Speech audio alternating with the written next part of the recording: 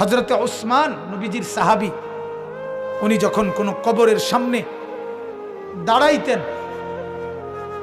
তখন তিনি এই পরিমাণ ফাবাকা কাঁদতেন, হাত্তা ইয়াবুল্লা লিহিয়াতাহু, কাঁদতে কাঁদতে তার দাড়ি পর্যন্ত ভিজে যেত।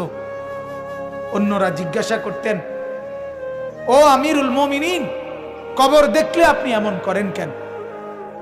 তখন তিনি বললেন, তুমি জানো না, এটাই তো আখিরাতের প্রথম মঞ্জিল, আউয়ালু মনজিলিম মিন মানাজিলিল আখিরাহ, আখিরাতের প্রথম ঘর, প্রথম স্টেশন। মান নাজা মিনহু, এখান থেকে যে মুক্তি পাবে সে তো বাকি সব ঘাটিতে মুক্তি পাবে, এখানে যে আটকায়া যাবে সে তো সব ঘাটিতে আটকায়া যাবে।